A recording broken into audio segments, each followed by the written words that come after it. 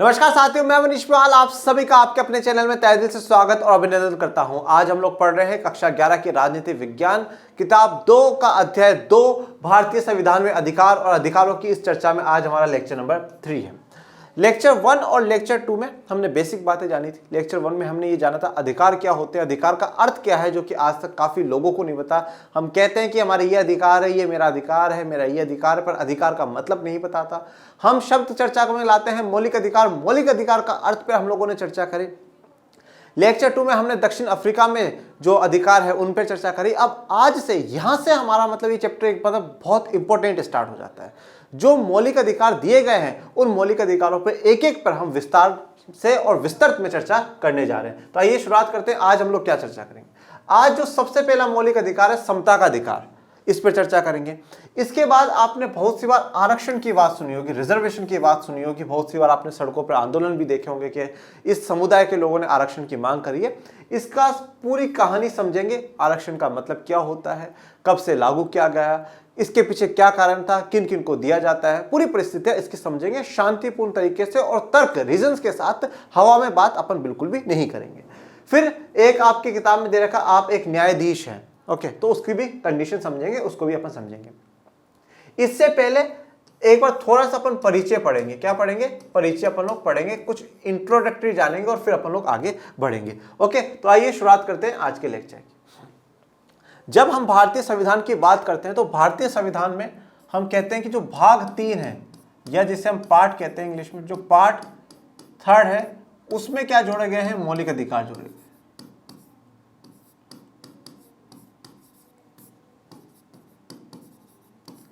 मौलिक अधिकार या इनको मूल अधिकार भी कहते हैं।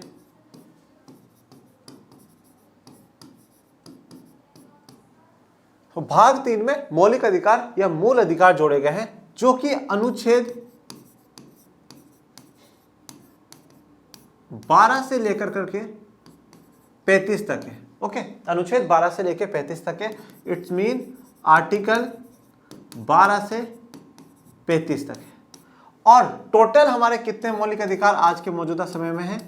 6 मौलिक अधिकार हमारे पास है। कौन कौन से हैं? समता का अधिकार हमारे पास है, स्वतंत्रता का अधिकार हमारे पास है, धर्म की शोषण के विरुद्ध अधिकार हमारे पास है, धर्म की स्वतंत्रता का अधिकार है, सांस्कृतिक शैक्षणिक अधिकार हमारे पास है और संविधानों का उपचार का अधिकार भी हमारे पास है। टोटल 6 अधिकार हमारे पास है।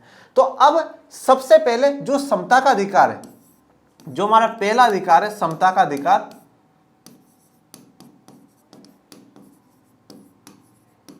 समता का मतलब क्या है? समता मतलब समानता और समानता मतलब इक्वलिटी। हम सब क्या हो? इक्वल हो। हम सब क्या हो? बराबर हो। कोई बड़ा नहीं, कोई छोटा नहीं, कोई ऊंच नहीं, कोई नीच नहीं, सब क्या हो? बराबर हो। तो हम सब बराबर है, एक हमें ऐसा अधिकार मिला हुआ। पर इस समता के अधिकार के जो प्रावधान है, जो प्रोविजंस है, वो आर्टिकल 14 से लेकर के 18 के बीच में करे गए। आर्टिकल 14 से लेकर के 18 के बीच में करे गए। तो सवाल ये उठता है कि आर्टिकल 12 में, अनुच्छेद 12 में क्या रखा गया है और आर्टिकल 13 में, अनुच्छेद 13 में क्या रखा गया है? इन दोनों को हम लोग समझेंगे। आर्टिकल 12 में बताया गया राज्य की परिभाषा को इस्तेमाल करा गया कि राज्य क्या होगा। हमारे संविधान में देश को जो दर्शाया गया है वो स्टेट के नाम से दर्शाया गया है। Okay, nation country word use ना करके स्टेट यूज करा है, राज्य। ओके, और पर यहाँ पे ये राज्य हम बात करते हैं मध्य प्रदेश, कर्नाटका की, बिहार की, ये वो वाले राज्य नहीं, वो अलग स्टेट से, और state as a whole country यहाँ पे इस्तेमाल करा गया है। तो ये राज्य की क्या परिभाषा है, राज्य में कौन है, कौन राज्य का भाग है, वो समझेंगे। तो आइए आज शुरुआत इसी से करते हैं। राज्य को समझते हैं कि राज्य होता क्या है। वैसे इसकी चर्चा अपन लोग चैप्टर 1 में थोड़ी सी हल्की सी चर्चा हम लोगों ने कर ली थी, जिसमें मैंने कहा था कि राज्य एक सरकार या कार्यपालिका से बड़ा विस्तार रूप हमें राज्य दर्शाता है। तो क्या है, आइए आज विस्तार में चर्चा कर लेते हैं। राज्य की परिभाषा को जानते हैं। सबसे पहले राज्य के लिए कहा गया कार्यकारी या एवं विधायी अंगों को संघीय सरकार में क्रियान्वित करने वाली सरकार और भारत की संसद। तो सबसे पहले तो अगर आप राज्य की बात करेंगे तो कौन है? संघीय सरकार। तो संघीय सरकार में जो केंद्र सरकार है देश की, वो और भारत की संसद। तो आप यहां पे बात कर लीजिएगा कि केंद्र सरकार राज्य है और भारत की जो संसद है वो भी क्या है? राज्य है, वो भी राज्य है। उसके बाद राज्य सरकार अगर पूरे केंद्र के स्तर पर है तो राज्य के स्तर पर भी होगी। तो राज्य की सरकार प्लस जो राज्य में विधानमंडल होता है वो, अब देखिए, संसद में हम पढ़ चुके हैं लोकसभा, राज्यसभा और राष्ट्रपति होता है। तो विधानमंडल में विधानसभा, विधान परिषद और राज्यपाल होता है। विधानसभा सभी 28 राज्यों में पाई जाती है, परंतु विधान परिषद सिर्फ और सिर्फ 6 राज्यों में है भारत के, और राज्यपाल सभी राज्यों में है। तो केंद्र सरकार और भारत की संसद राज्य है, राज्य सरकार और राज्य विधानमंडल राज्य कहलाएगा, और सभी स्थानीय निकाय, सभी स्थानीय निकायों में क्या है, आपकी नगर पालिका, नगर निगम।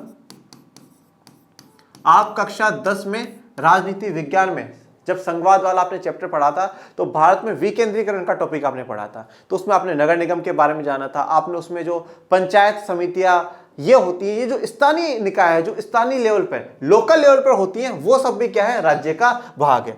अन्य सभी निकाय, इनके अलावा बाकी जो भी निकाय, चाहे वो वैधानिक हो, वैधानिक मतलब जो कानूनी रूप से बनी हो, जो कानूनी रूप से बनी हो, संसद के द्वारा बनाई गई हो, या गैर संवैधानिक प्राधिकरण। गैर संवैधानिक प्राधिकरण या नॉन कॉन्स्टिट्यूशनल ऑथोरिटीज का मतलब क्या है, जैसे कि देखिए कुछ चीजें क्या होती है, संविधान में लिखी हुई होती है, तो हम उसको कह देते हैं कि वो संवैधानिक है। जैसे कि हम बात करते हैं भारतीय निर्वाचन आयोग, भारतीय निर्वाचन आयोग जो कि इलेक्शंस कराता है। अभी जो भारतीय निर्वाचन आयोग है, इसके बारे में तो संविधान में लिख दिया गया है, ये तो क्लियर बात है, पर कुछ ऐसी चीजें या कुछ ऐसे प्राधिकरण या कुछ ऐसी ऑथोरिटीज, कुछ ऐसे कमीशंस बनाए जाते हैं जिनको संविधान में नहीं लिखा गया, फिर बाद में बनाया गया, तो वो गैर संवैधानिक कहलाते हैं। जैसे कि मैं बात करता हूं नीति आयोग की। नीति आयोग पहले प्लानिंग कमीशन चला करता था, ओके, प्लानिंग कमीशन चला करता था, पर 2015 में आकर के प्लानिंग कमीशन को हटा कर करके योजना आयोग को हटा करके मोदी जी नीति आयोग लेकर के आ गए। तो नीति आयोग कैसे बना है, जो मोदी जी और उनके मंत्री हैं उनके एक साइन से ही वो बन गया है, ना वो संसद से बना, ना वो संविधान में लिखा हुआ, वो वैसे ही बन चुका है। तो चाहे संसद के द्वारा बना हो, चाहे गैर वैधानिक हो या गैर संवैधानिक हो प्राधिकरण, जैसे LIC, ONGC, सेल, ये सब है, ये भी क्या है, राज्य के दायरे में। मतलब आप ये देख सकते हैं, राज्य के दायरे में वो सब कुछ आ रहा है जो संवैधानिक भी है, और सरकार के अधीन जो सब कुछ है, केंद्र राज्य सरकारों के जो अधीन आ रहा है, वो सब कुछ क्या आ जाएगा, राज्य में आ जाएगा। तो राज्य में सिर्फ और सिर्फ सरकार की बात नहीं आ रही, राज्य में एक बहुत बड़ा विस्तार रूप हमें दिखा रहा है, जिसमें क्या है, केंद्र सरकार और देश की संसद आ रही है, राज्य सरकार है और राज्य का विधानमंडल आ रहा है। उसके अलावा जो स्थानीय स्तर पर है, नगर निगम, नगर पालिकाएं, जिला परिषद, पंचायत समितियां, वो भी आ रही है। उसके अलावा बाकी जो निकाय, अन्य सभी निकाय में सब कुछ आ गया, मतलब अब अर्थात वैधानिक जो कानूनी रूप से बनी हो वो भी, और जो गैर संवैधानिक है, जो संविधान में ना प्रावधान हो और ना ही कानून से बनी हो, वो भी क्या आ जाएंगी, इसमें आ जाती हैं। तो यहाँ पे राज्य का एक बहुत बड़ा विस्तार रूप है। जब जब अब राज्य शब्द का हम प्रयोग करेंगे तो कहीं ना कहीं हम इनकी चर्चा कर रहे होंगे। तो आर्टिकल 12 या अनुच्छेद 12 क्या कहता है, वो राज्य की परिभाषा को ही परिभाषित करता है। ये आप आज ही दिमाग में ठान लीजिएगा कि राज्य का अर्थ क्या होता है, आप ये बात समझ लीजिएगा। काफी मतलब लोग ग्रेजुएशन तक कर लेते हैं, पर उनको ये नहीं पता कि जो स्टेट वर्ड हमारे संविधान में इस्तेमाल करा गया है वो किसके लिए करा गया है।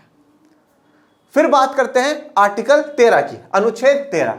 अब आर्टिकल 13 क्या कहता है, हम लोग लास्ट लेक्चर में ये पढ़कर के आए थे कि मौलिक अधिकारों की गारंटी जो देता है वो भारत का संविधान देता है, मौलिक अधिकारों की जो सुरक्षा करता है वो भारत का संविधान करता है, और अगर कोई भी ऐसा कानून विधायिका या कार्यपालिका बना देती है तो उसको अवैध घोषित करने का काम न्यायपालिका का होता है। बस वही बात आर्टिकल 13 कहता है। अब देखिए, मूल अधिकारों से असंगत या उनका अल्पीकरण करने वाली विधियां शून्य होंगी। तो असंगत, असंगत का मतलब वो सही ना हो, और उनका अल्पीकरण मतलब उनको कम करा गया हो, उनकी जो दायरा है उसको कम कर दिया गया हो। तो ऐसी विधियां, ऐसे कानून जो होंगे वो क्या होंगे, बिल्कुल शून्य होंगे, मतलब जीरो घोषित कर दिए जाएंगे।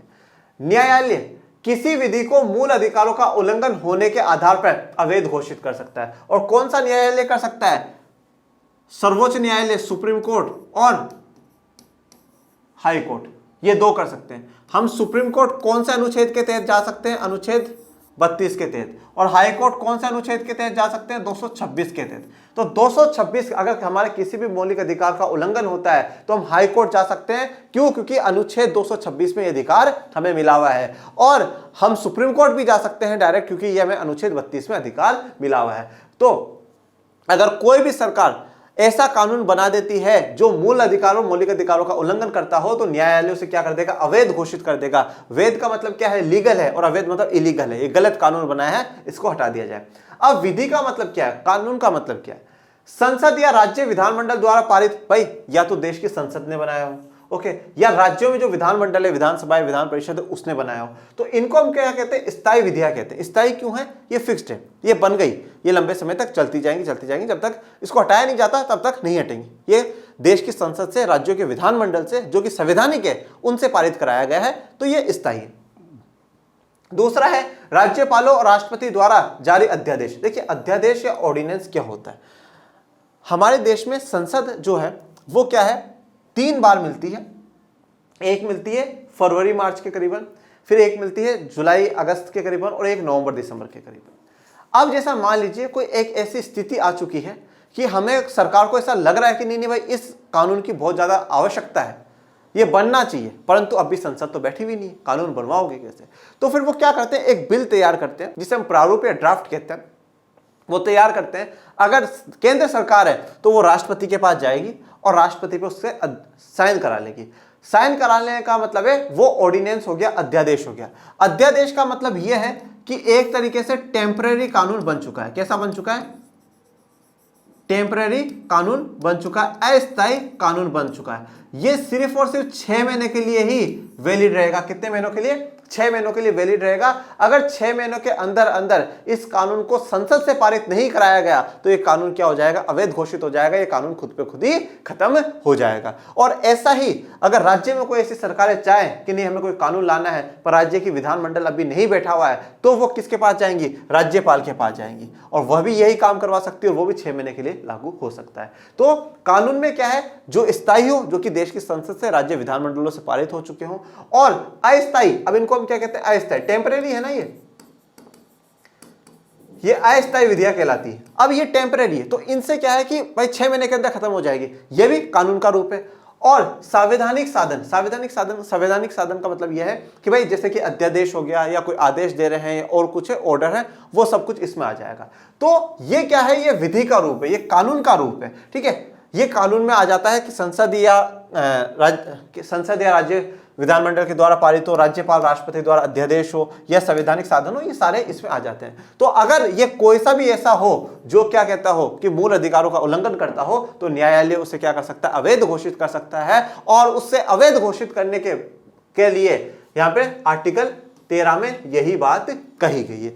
तो अनुच्छेद जो हमारे हैं, जो मौलिक अधिकार है, वो अनुच्छेद 12 से ही शुरू हो जाते हैं। 12 में राज्य की परिभाषा बताई, और 13 में कि अगर कोई राज्य, मतलब राज्य जो कौन है, सरकार है, वो अगर किसी भी ऐसा कानून बना देती है, मौलिक अधिकारों का उल्लंघन करती है, तो उसको क्या है, अवैध घोषित कर सकती है न्यायपालिका। ओके, और अगर हमारे अधिकारों का उल्लंघन होता है तो हम सुप्रीम कोर्ट भी जा सकते हैं और हाई कोर्ट भी जा सकते हैं। यहां तक आपको आर्टिकल 12 और आर्टिकल 13 दोनों हो गए क्लियर। अब इसको कर दो टाटा टाटा बाय बाय। अब आ जाओ समता का अधिकार। समता का अधिकार या लो राइट ऑफ इक्वलिटी, ठीक है। हम सबको क्या है, इक्वलिटी, समानता का अधिकार है। अब इसको समझते हैं और फिर इस पर आगे अपन चर्चा करेंगे। ये सार्वजनिक स्थलों जैसे दुकान, होटल, मनोरंजन स्थल, कुआं, स्नान घाट और पूजा स्थलों में समानता के आधार पर प्रवेश देता है। देखिए कोई भी सार्वजनिक स्थल हो, कोई भी पब्लिक प्लेस हो, चाहे वो दुकान हो, कोई होटल हो, मनोरंजन स्थल हो जैसे कि गार्डन हो गया, पार्क हो गया, कहीं पे मेला लगा है वो हो गया, कोई पानी पीने का कुआं हो, कोई स्नान घाट जहां पे स्नान करने की जगह हो, कोई पूजा स्थल हो, उन सब में समानता के आधार पर प्रवेश दिया जाएगा। सबको समानता के आधार पर सबको प्रवेश दिया जाएगा। ये बात क्यों लिखी गई संविधान में, आप मुझे ये बात बताइए, ये बात क्यों लिखी गई? क्यों? क्योंकि हमारे देश में जाति प्रथा चलती थी, तो दलितों को, पिछड़ी जाति के लोगों को, महिलाओं को मंदिरों में नहीं जाने दिया जाता था, अछूतों को किसी जगह से पानी नहीं पीने दिया जाता था। तो पर जब संविधान देश में लागू हुआ तो समानता का भाव, इक्वलिटी का भाव पैदा करने के लिए बोला गया कि सार्वजनिक स्थलों पर किसी भी दुकान, होटल, मनोरंजन स्थल, कुआं, स्नान घाट, पूजा स्थल, किसी पर भी आप भेदभाव नहीं कर सकते, सबको आपको बराबर ट्रीट करना होगा। यहां पे जैसे मैंने पानी की तस्वीर दर्शाई है। केवल धर्म, मूल वंश, जाति, लिंग, जन्म स्थान या इनमें से किसी के आधार पर प्रवेश में कोई भेदभाव नहीं हो सकता। तो आप धर्म के हिसाब से, आप उसका मूल वंश, उसका जो वंश है उसके आधार पर, उसकी जाति के आधार, उसके लिंग के आधार, उसके जन्म स्थान चाहे कहीं पर भी हो, किसी भी क्षेत्र में हुआ हो, उसमें किसी भी आधार पर आप प्रवेश में कोई भेदभाव नहीं कर सकते कि भाई आपकी ये जाति है इसलिए हम आपको प्रवेश नहीं दे रहे हैं, तो आप ये भेदभाव की कैटेगरी में आ जाएगा। ये वर्जित कर दिया संविधान ने। ये उपयुक्त आधारों पर लोक सेवाओं में भी कोई भेदभाव वर्जित करता है। लोक सेवाओं का मतलब क्या है? लोक सेवा जैसे कि हम लोग बात करते हैं कि जैसे यूपीएससी है, ठीक है, UPSC union public service commission है, लोक सेवा आयोग है जो है।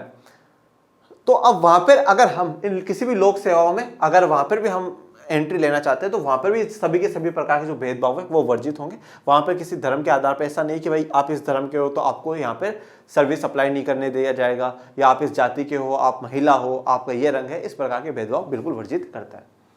यह अधिकार बहुत महत्वपूर्ण है क्योंकि पहले हमारे समाज में समानता के आधार पर प्रवेश नहीं दिया जाता था। अब ये समता का अधिकार लगता तो बिल्कुल ऐसा है, क्या कौन सी बड़ी बात है, हाँ ठीक है, सबको बराबर ही तो कर दे, पर यह अधिकार सच में बहुत इंपॉर्टेंट है। यह अधिकार का मतलब और इस अधिकार की वैल्यू अगर सच में कभी आपको जाननी है तो आप पूछिए उन दलित पिछड़ी जाति के समुदाय के लोगों से, आप पूछिए महिलाओं से जिन्होंने उस समय में इतना अत्याचार, इतना शोषण सहा है। उनके लिए यह अधिकार बिल्कुल एक रामबाण की तरह काम करता है, बिल्कुल एक गजब की चीज। आर्टिकल 14 से 18 तक की बातें होती है। तो पहले समाज में समानता के आधार पर कहीं पर भी प्रवेश नहीं दिया जाता था। जैसे कि आपने बहुत सी बार छोटी क्लासेस की किताबों में पढ़ा होगा कि एक चाय की दुकान थी, वहां पर 2 चाय के कप रखे जाते थे, एक अछूतों को, दलितों को देने के लिए, और फिर वो उसको वहीं धोकर के वहीं नीचे गिर जाते थे। फिर दूसरा कोई आता था उसको नीचे बैठ करके वहीं पिलाते थे, और एक स्वर्ण जाति के लोगों के लिए रखा जाता था। छुआछूत की प्रथा असमानता का सबसे भद्दा रूप है। छुआछूत की प्रथा, छुआछूत अनटचेबिलिटी, ठीक है, कि भाई हम इसको छूते ही क्या हो जाएंगे, अछूत हो जाएंगे, मतलब हम अपवित्र हो जाएंगे। तो छुआछूत कि भाई अनटचेबल है, इनको छूना भी पाप है। तो ये प्रथा असमानता के सबसे भद्दा रूप है, सबसे बेकार रूप है। मतलब मैं कभी कभार तो सोचता हूं किन आधारों पे ऐसा वर्गीकरण किया गया होगा। भाई इसको छूते ही हम अपवित्र हो जाएं, या हम खराब हो जाएंगे, या हम भी इस जैसे हो जाएंगे, कैसे हो सकता है? तो छुआछूत अनटचेबिलिटी जो है वो सबसे भद्दा या सबसे बेकार रूप देखने को मिलता है। समता के अधिकार के द्वारा इसको भी क्या कर दिया गया, समाप्त कर दिया गया। अनुच्छेद जो 17 है, आर्टिकल जो 17 है, उसके तहत इसको समाप्त कर दिया गया। केवल उन लोगों को छोड़कर जिन्होंने सेना या शिक्षा के क्षेत्र में गौरवपूर्ण उपलब्धि प्राप्त की है, राज्य किसी भी व्यक्ति को कोई उपाधि प्रदान नहीं कर सकता। अगर आप सेना में हैं और आपने शिक्षा के क्षेत्र में कोई उपलब्धि ली है तो बात ठीक है, बाकी उसके अलावा आपको कोई भी उपाधि नहीं मिलेगी। उपाधि का मतलब क्या है, टाइटल्स। आपको किसी भी प्रकार का कोई टाइटल नहीं मिलेगा। टाइटल्स का मतलब क्या है, जैसे पहले नहीं मिलता था राजाधिराज, ठीक है, ये वहां ये वो, बहुत बड़े बड़े अपने आगे नाम के आगे बहुत बड़ी बड़ी उपाधियां नहीं लगाते थे। वो उपाधियां किसी को भी नहीं दी जाएगी, सिर्फ और सिर्फ सेना के लोगों को। जैसे अब सेना में तो हम कर्नल लगाते ही हैं, ठीक है, और सेना में किसी को कोई उपाधि देनी हो वो। शिक्षा में जैसे आपने कोई शिक्षा ग्रहण करी और वो शिक्षा की टाइटल तो आप लगाएंगे। इनको छोड़ करके बाकी आप किसी को राज्य कोई उपाधि प्रदान नहीं करेगा। ये किस में बात कही गई, आर्टिकल 18 में। नोट, इस प्रकार समता का अधिकार भारत को एक सच्चे लोकतंत्र के रूप में स्थापित करने का प्रयास करता है जिसमें सभी नागरिकों को समान प्रतिष्ठा और गरिमा प्राप्त हो सके। तो यह अधिकार देकर के सच्चे रूप में भारत क्या है, लोकतंत्र को स्थापित करता है। मतलब सबकी गरिमा के, सबकी प्रतिष्ठा का क्या है, उनकी समानता और उनकी प्रतिष्ठा, उनकी गरिमा को बनाए रखता है, उनका मान सम्मान बनाए रखता है, और सबको इक्वल कर करके, सबको बराबर कर करके राष्ट्र को सच्चे रूप में लोकतांत्रिक बनाता है। क्या आपने अपने संविधान की प्रस्तावना पढ़ी है, बताइए? बोले जी हाँ सर, हमने पढ़ी है। हमने चैप्टर 1 का लेक्चर 12 पढ़ा है सर, हम लोगों ने प्रस्तावना पढ़ी है। देखिए अब सोचिए, अगर हम लोगों ने नहीं पढ़ी होती तो फिर क्या होता? तो प्रस्तावना हमने तो पूरी पढ़ ली, पूरा स्पेशल एक लेक्चर लेकर के आए थे। यहाँ समानता को कैसे परिभाषित करता है तो आपने वहां पे पढ़ा था। समानता को कैसे परिभाषित करा है, प्रतिष्ठा की समानता और अवसर की समानता। ओके, तो 2 समानताओं की बात करता है, प्रतिष्ठा की और अवसर की समानता। ये समानता के लिए, इक्वलिटी के लिए दर्शाया गया। प्रस्तावना में समानता के बारे में 2 बातों का उल्लेख है, एक है प्रतिष्ठा की समानता और एक है अवसर की समानता। ओके, अवसर की समानता का मतलब है समाज के सभी वर्गों को समान अवसर मिले। तो समाज में जो भी वर्ग है, चाहे वो किसी भी आधार पर हो, उन सबको क्या है, बराबर के अवसर मिले, बराबर के अपॉर्चुनिटीज मिले, उनको बराबर मौका मिले कुछ भी करने का। भाई उनको बिजनेस करना है, सबको मौका मिले, किसी को सरकारी नौकरी लगनी है, सबको मौका मिले, किसी को पढ़ना है, सबको मौका मिले, बराबर अवसर सबको मिले। संविधान स्पष्ट करता है कि सरकार बच्चों, महिलाओं तथा सामाजिक और शैक्षणिक रूप से पिछड़े वर्गों की बेहतरी के लिए विशेष योजनाएं या निर्णय लागू कर सकती है। अब देखिए यहां पे कहा गया कि समान अवसर मिले। अब समान अवसर कैसे मिले? भारत में तो काफी सामाजिक कुरीतियां थी, ठीक है, ऊंच नीच की बात हो रही है, ठीक है, महिला पुरुष में भेदभाव हो रहा है, तो फिर किस प्रकार से उनको सबको बराबर अवसर मिलेगा, कैसे उनको बराबर अवसर मिलेगा? कभी भी कोई मेल पुरुष ये चाहेगा कि नहीं नहीं फीमेल उससे आगे निकल जाए, नहीं चाहेगा। कभी अपर कास्ट वाले चाहेंगे कि नहीं लोअर कास्ट वाले आगे निकल जाए, ठीक है। तो कभी जो लिटरेट पर्सन है वो कभी चाहेंगे इलिटरेट जो लोग हैं वो उनसे, अनपढ़ जो लोग हैं वो उनसे आगे निकल जाए।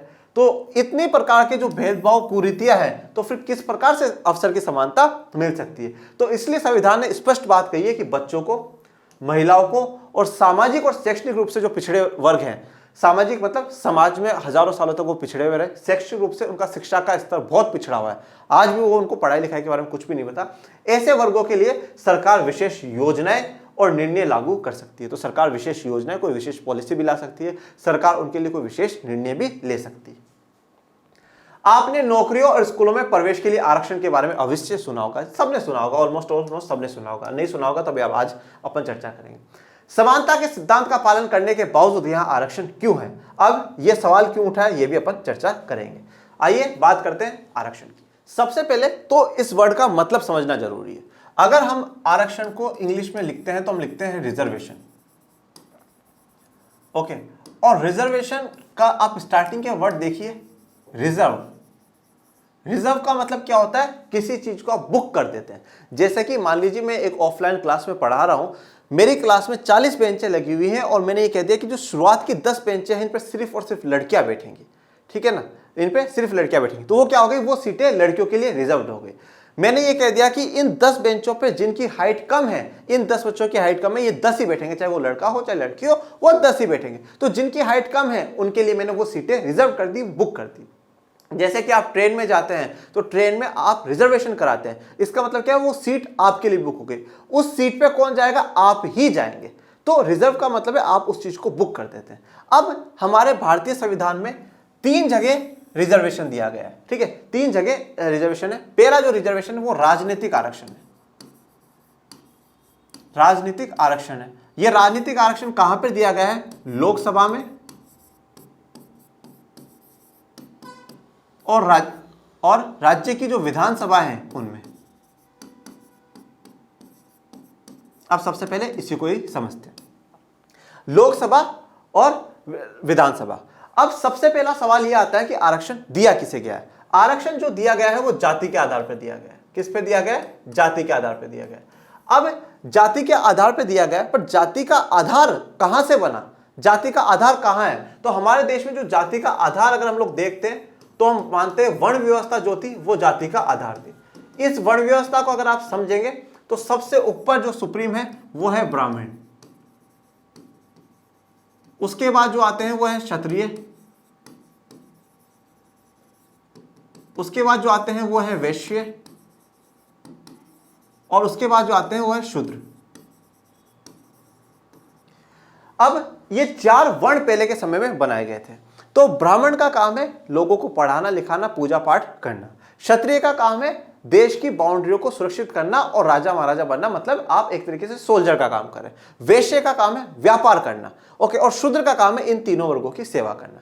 कहा जाता है कि जब शुरुआत में यह वर्ण व्यवस्था बनाई गई तो यह क्रम आधारित थी, क्रम आधारित थी। जैसे कि मान लीजिए कि एक व्यक्ति है, उसके पिताजी शूद्र वर्ग में है, मान लीजिए वो इन तीनों सेवाओं को छोड़ करके कोई काम कर रहे हैं, परंतु उनका बच्चा बहुत पढ़ाई में बहुत विद्वान है, तो वो आगे जाकर के ब्राह्मण बन जाता है, मतलब एक तरीके से टीचर बन जाता है, ओके। या मान लीजिए उसका व्यापार में बहुत इंटरेस्ट हो जाता है तो वो वैश्य बन जाता है। परंतु समय के साथ क्या करा गया, इस व्यवस्था को क्रम आधार से बदल करके जन्म आधारित कर दिया गया। जन्म आधारित का मतलब क्या है कि अब ब्राह्मण के घर में अगर किसी ने जन्म ले लिया तो वो ब्राह्मण ही है, ठीक है, अब वही पढ़ाएगा लिखाएगा, वह वही काम करेगा। क्षत्रिय के घर में किसी ने जन्म ले लिया तो वही राजा महाराजा बनेगा, वही सोल्जर्स बनेगा। वैश्य के घर में किसी ने जन्म ले लिया तो वही व्यापार करेगा, और शूद्र के घर में जिसने जन्म ले लिया वो अब आने वाली सारी पीढ़ियां उसकी क्या है, इन तीनों वर्गों की सेवा ही करेगी। ये वर्ण व्यवस्था है। और करीबन आज से आप 2500-3000 हजार साल पहले इसमें जा सकते हैं कि इसकी शुरुआत हुई होगी। 2500-3000 हजार साल पहले की मैं कह रहा हूं, 2500-3000 हजार साल इसकी पहले शुरुआत हुई कि व्यवस्था चली, और फिर धीरे धीरे इस व्यवस्था में क्या हुआ, ये जो शूद्र वर्ग के लोग हैं इन वर्ग के लोगों को ना शिक्षा लेने का अधिकार था, ना पढ़ने का अधिकार था, और सभी प्रकार का भेदभाव उनको देखना पड़ता था और इन तीनों वर्गों की सेवा करनी पड़ती थी। समय के साथ इस वर्ग में भी दो आपको क्या है, पार्टीशन, विभाजन देखने को मिलेंगे। एक ऐसा वर्ग है जिसे आप टचेबल्स कह सकते हो कि भाई छू सकते हैं, और एक ऐसे हैं जो अछूत हैं या अनटचेबल्स हैं जिन्हें हम छू भी नहीं सकते। कैसे, मतलब देखिए, अब जैसे अगर मैं बात करूं, जैसे कि जो पेड़ पौधे उगाते हैं, पेड़ पौधों की कटाई करते हैं, गार्डन वार्डन लगाते हैं, तो वो क्या है, वो राजा महाराजाओं के घर तक भी जाते थे, ब्राह्मणों के भी घर में जाते हैं, तो वो तो क्या हो गए, टचेबल हो गए, उनको छूना कोई पाप नहीं था, वो तो ठीक है, ठीक है। जैसे कि सोने का जो काम करते हैं वो भी ठीक है, पर जैसे कि जो सफाई का काम करता है, ठीक है, जो जूती बनाने का काम करता है, वो क्या होगा, उनको छूना भी पाप माना गया, उनको अछूत माना गया। तो अब यहां पे भी दो समुदाय बन चुके हैं, एक टचेबल्स का और एक अनटचेबल्स का, छूत और अछूत, मतलब इनको छू सकते हैं और इनको नहीं छू सकते। तो यहां पर हाँ, अधिकार दोनों को ही नहीं है, ना दोनों पढ़ सकते ना और कुछ कर सकते, दोनों को अधिकार नहीं है। तो ये फिर समय के साथ काफी शोषण दिन पे दिन चलता गया। अब जब शोषण चलता गया और बीच बीच में इन लोगों के लिए अधिकारों के बीच में आवाज भी उठाई है, जब भक्ति मूवमेंट चलता है तो काफी जो संत महात्मा है वो कहते हैं कि ये जो भारत में जाति प्रथा है ये सबसे बड़ा विनाशक है, इस जाति प्रथा को खत्म होना चाहिए। संत रविदास खुद एक इस समुदाय से, संत रविदास जो कि मीरा के गुरु थे, ठीक है, जो कृष्ण, भगवान कृष्ण की बहुत बड़ी भक्त थी, उनके गुरु थे, वो खुद एक अनटचेबल थे, वो खुद एक अछूत थे। तो रविदास, कबीर, शंकराचार्य, ऐसे बड़े बड़े जो लीडर्स हैं, उन्होंने, जो संत है, उन्होंने भी ये बात कही कि ये जो प्रथाएं, ये प्रथाएं खत्म होनी चाहिए। समय के साथ बीच बीच में मांग चलती गई, पर कहीं ना कहीं ऐसा देखने को नहीं मिला कि पूर्ण रूप से प्रथाएं खत्म हो गई, चलती रही। फिर एक बड़ा नाम 20वीं शताब्दी में देखने को मिला डॉक्टर अंबेडकर के रूप में। डॉक्टर अंबेडकर खुद एक अछूत समुदाय से या अनटचेबल कम्युनिटी से आते थे।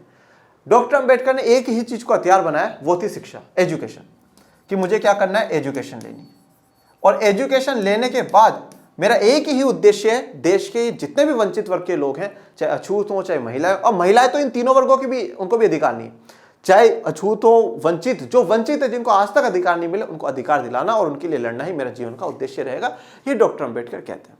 डॉक्टर अंबेडकर की लड़ाई जारी रहती है, अंग्रेजों का राज भारत पे चल रहा था। अब आप लोगों ने जब संविधान सभा का गठन हुआ तो आपने देखा कि संविधान सभा के लिए जो चुन करके जाएंगे उनको 3 भागों में बांटा गया, कि मुसलमान, सिख और सामान्य। तो मुसलमान और सिख को क्या दे दिया गया था, पृथक निर्वाचक मंडल दे दिया गया था। पृथक निर्वाचक मंडल का मतलब क्या होता है वो बताता हूं मैं। पृथक निर्वाचन मंडल ये है क्या, ये समझिए। इसका मतलब ये है कि भाई जैसे आज मान लीजिए सिख समुदाय है, अब सिख समुदाय का इंसान, व्यक्ति खड़ा होगा और इसको वोट भी जो करेंगे ना, वो भी सिख समुदाय के लोग ही करेंगे। तो व्यक्ति खड़ा भी सिख समुदाय का होगा और वोट भी करने वाले सिख समुदाय के होंगे, दूसरे समुदाय के लोग वोट नहीं करेंगे, जैसा कि हमारा संविधान सभा में हमें देखने को मिला। अब मुस्लिम्स को मिल चुका था, सिख को मिल चुका था, यूरोपियंस को अभी तक पृथक निर्वाचक मंडल मिल चुका था, पर डॉक्टर अंबेडकर गोलमेज सम्मेलन, 3 गोलमेज सम्मेलन होती है 1930, 31, 32। तो 31 की गोलमेज सम्मेलन में डॉक्टर अंबेडकर ये बात उठाते हैं कि भारत में अगर सबसे बुरी स्थिति किसी की है तो वो किसकी है, दलितों की और पिछड़ी जाति के लोगों की है। हिंदू धर्म के लोग हमसे इसलिए लगाव नहीं करते क्योंकि वो तो हमें मानते ही अछूत है, हमें पिछड़ा हुआ मानते हैं, और बाकी धर्मों के लोग इसलिए नहीं करते कि जब इनके खुद के धर्म के लोग ही नहीं करते तो हम क्यों करें इनसे। तो हमारी स्थिति तो सबसे बुरी स्थिति है, तो इसलिए हमें क्या मिलना चाहिए, पृथक निर्वाचक मंडल मिलना चाहिए, हमें राजनीति में जाने का मौका मिलना चाहिए, और उसके लिए क्या हो कि हमारे व्यक्ति खड़े हों और हमारे व्यक्तियों को खड़े होने के बाद वोट भी हमारे व्यक्ति करें। फिर इसके बाद महात्मा गांधी जी को इस बात से नाराजगी होती है और महात्मा गांधी उस समय पूना जेल में होते हैं। 1932 में अब हम आ चुके हैं, पूना जेल में होते हैं और कहते हैं, डॉक्टर अंबेडकर को बुलाते हैं और कहते हैं कि डॉक्टर अंबेडकर, इससे हिंदू धर्म जो है वो टूट जाएगा, बट जाएगा।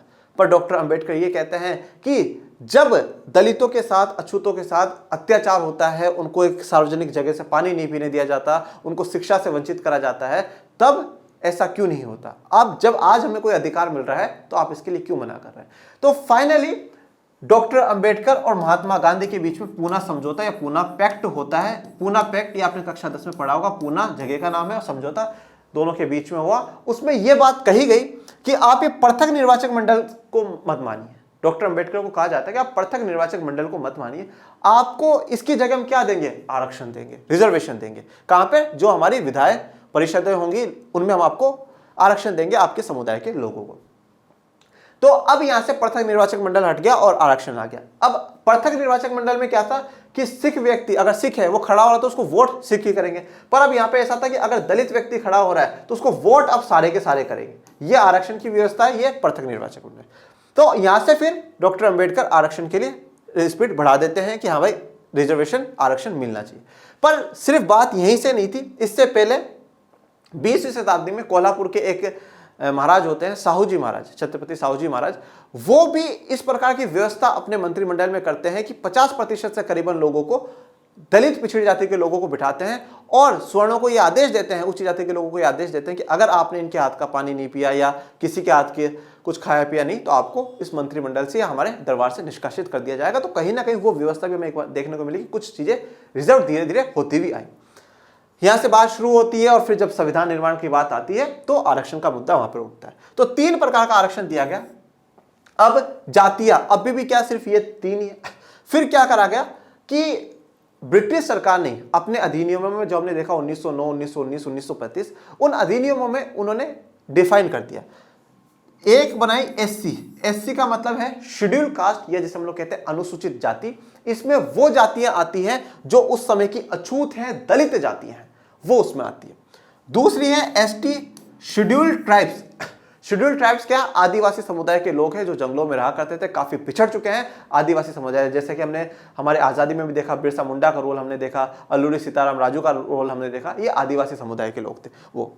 तीसरा समुदाय आज हमें देखने को मिलता है ओबीसी, अदर बैकवर्ड कास्ट, जो कि शूद्र थे पर टचेबल्स थे, वो इसमें आ जाते हैं। और फिर फाइनली एक चौथा समुदाय जनरल, जिसमें क्या होगा, ये जो ऊंची जातियां हैं, अपर कास्ट के लोग हैं, वो आ जाएंगे।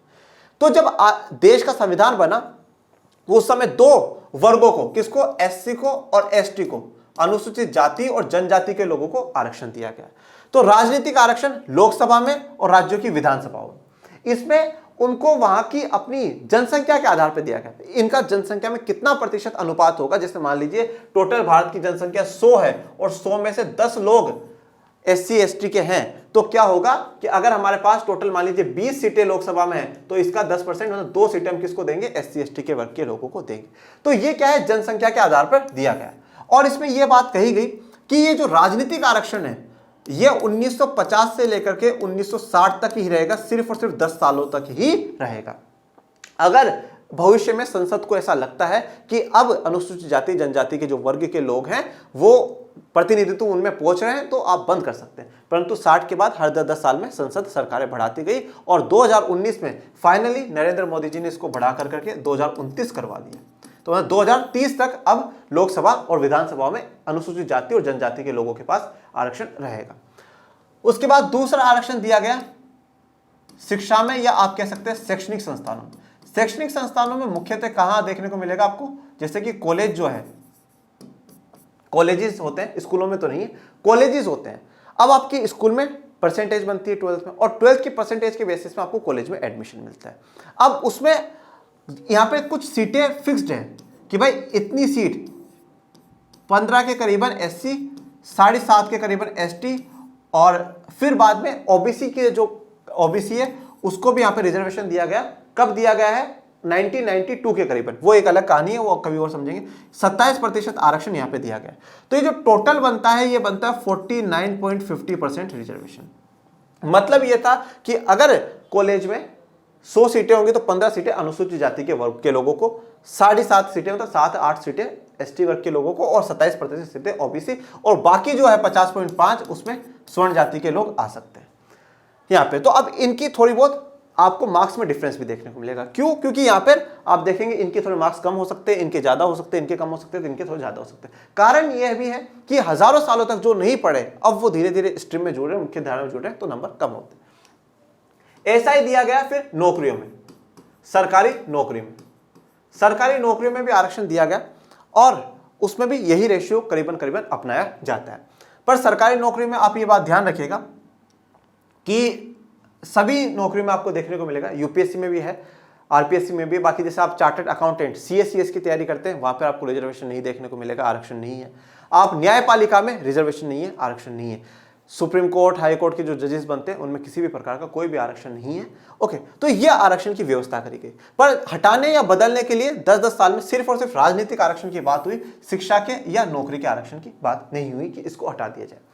अब काफी बार हमारे देश में चर्चा होती है कि क्या हो देश में से रिजर्वेशन को हटाया जाए, और कुछ समुदाय जैसे कि दलित और पिछड़ी जाति के जो लोग होते हैं वो कहते हैं कि नहीं, अब भी आरक्षण की आवश्यकता है।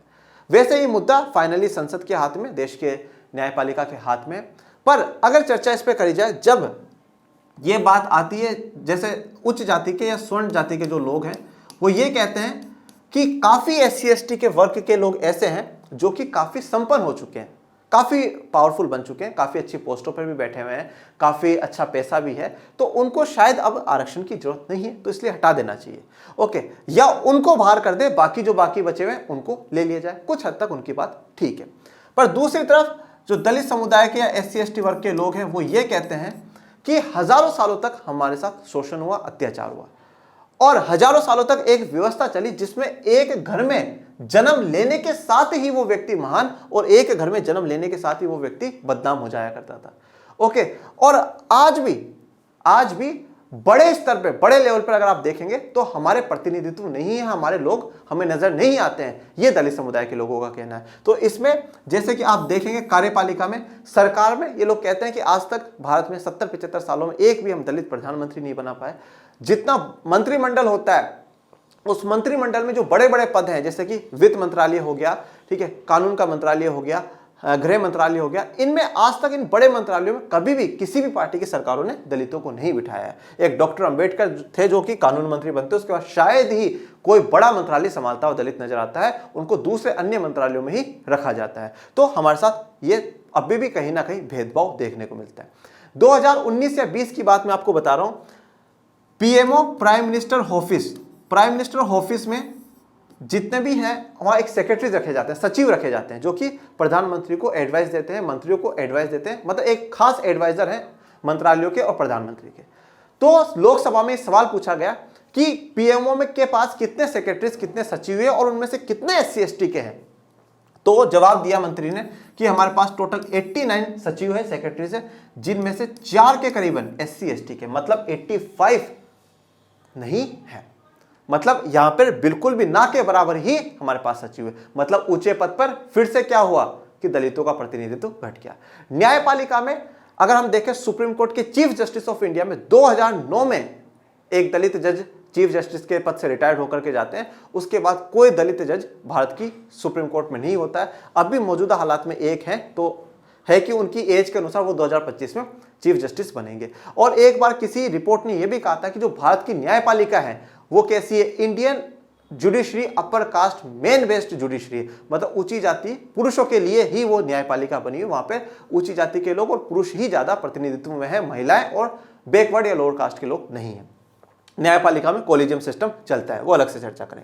तो दलित समुदाय के लोगों का यह कहना है कि आज भी हमारा प्रतिनिधित्व पूरा नहीं है। आज भी अगर बड़े पदों पर हम देखते हैं, ना तो हमारे मंत्री हमें बड़े पदों पर कुछ नजर आते हैं, ना पीएमओ में सेक्रेटरीज नजर आते हैं, न्यायपालिका में नहीं है, मीडिया और मार्केट में तो बिल्कुल ही ना के बराबर है। मार्केट में तो बड़े बड़े जो उद्योगपति है वो भी सारे के सारे स्वर्ण जाति के हैं। तो इसलिए हमें आज भी क्या है, रिजर्वेशन की, आरक्षण की जरूरत है, क्योंकि हम एक सरकारी नौकरियां या एक यही शिक्षा का संस्थान है जहां हम पहुंच करके कुछ कर सकते हैं, तो सरकार इसको जारी रखे।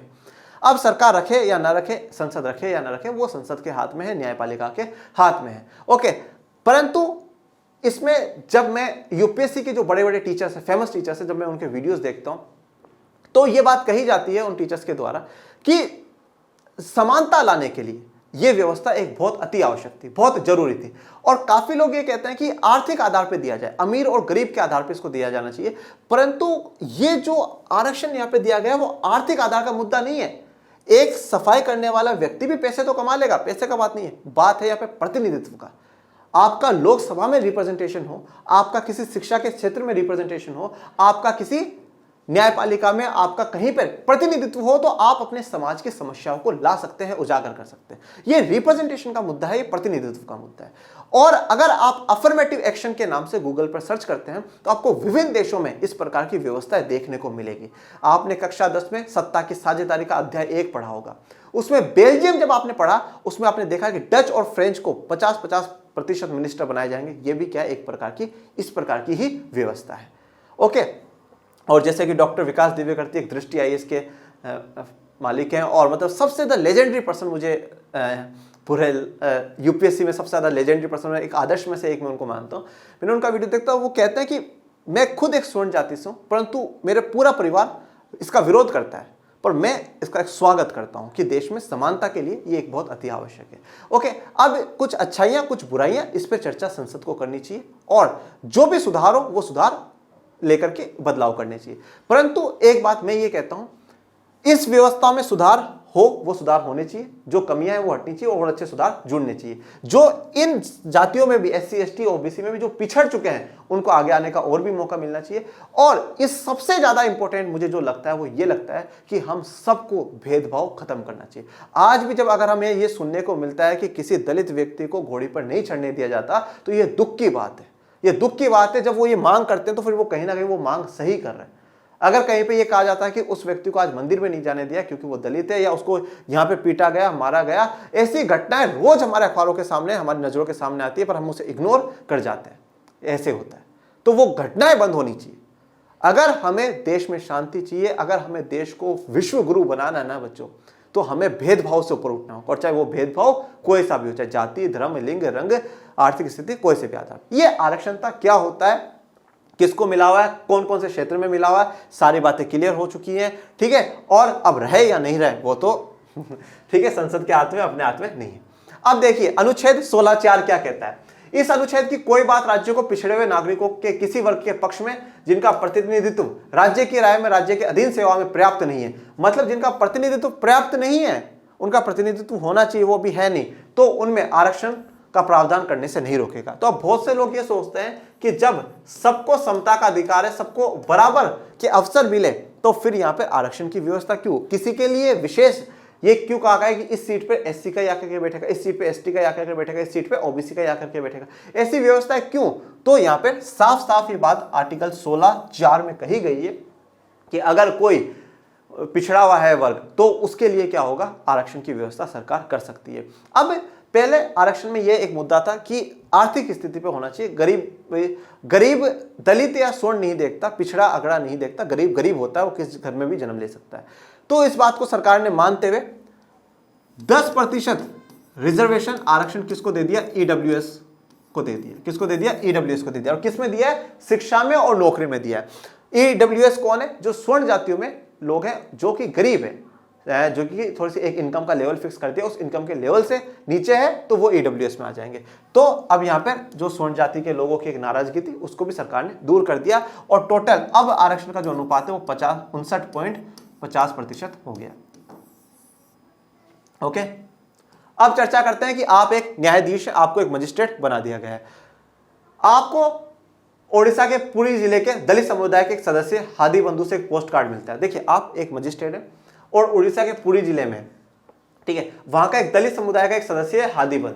उसने आपको एक पोस्ट कार्ड भेजा है, उसमें लिखा है कि उसके समुदाय के पुरुषों ने उस प्रथा का पालन करने से इनकार कर दिया जिसके अनुसार उन्हें उच्च जातियों के विवाह उत्सव में दूल्हे और सभी मेहमानों के पैर धोने पड़ते हैं। तो ये एक पोस्ट कार्ड लिखता है और वो कहता है कि हमने उस प्रथा को मानना बंद कर दिया है, जिसके अनुसार पहले के समय में क्या होता था कि जब उच्च जाति के घर में शादी होती थी तो उस उच्च जाति के दूल्हे दुल्हन और उनके मेहमानों के सबके हमें पैर धोने पड़ते थे। हमने उस प्रथा को बंद कर दिया है। क्यों बंद कर दिया है? इसके बदले उस समुदाय की 4 महिलाओं को पीटा गया। अब जब हादी बंधु इन्होंने बंद कर दिया, और बंद क्यों कर दिया? क्योंकि बोला अब हम पढ़ लिख चुके हैं, अब हम क्यों करें, हम क्यों करें ऐसा काम। तो उसको बंद कर दिया गया है, और जो बंद कर दिया गया, मना करा गया स्वर्ण जाति के लोगों को कि हम नहीं करेंगे। तो समुदाय की 4 महिला, जो दलित समुदाय है उसकी 4 महिलाओं को पीटा गया, उन्हें निर्वस्त्र, ठीक है, करके घुमाया गया। निर्वस्त्र मतलब कपड़े उतार करके पूरे में घुमाया गया। और मैं आपको एक और बात बताता हूँ, भारत के साउथ में, दक्षिण में आप जाएंगे, आप गूगल पे भी सर्च कर सकते हैं, एक पहले प्रथा चलती थी ब्रेस्ट टैक्स, स्तन कर, ब्रेस्ट जो स्तन होते हैं महिलाओं के, उनके कहा जाता है। ब्रेस्ट एक्स, ब्रेस्ट कर, इसमें यह बात थी कि अगर दलित और पिछड़ी जाति की जो महिलाएं हैं उन्हें अपने स्तन ढकने हैं, अगर उन्हें ब्रेस्ट ढकने हैं तो उनको क्या है, किसी प्रकार का कर चुकाना होगा, नहीं तो उनको उच्च जाति के लोगों के सामने से स्तन दिखाते हुए निकलना होगा। तो ये निर्वस्त्र करके घुमाया गया। पोस्ट कार्ड लिखने वाले के अनुसार हमारे बच्चे शिक्षित हैं, तो पोस्ट कार्ड किसने लिखा, हादी बंधु। उसने बोला हमारे बच्चे शिक्षित हैं, वे उच्च जातियों के पुरुषों के पैर धोने, विवाह में भोज के बाद झूठ उठाने, बर्तन मांजने पर परंपरागत काम करने को तैयार नहीं। ठीक है, तो ये उसने अपनी समस्या बता दी, ये मानते हुए कि उपयुक्त तथ्य सत्य है और ये आप मान लो कि बात सही है।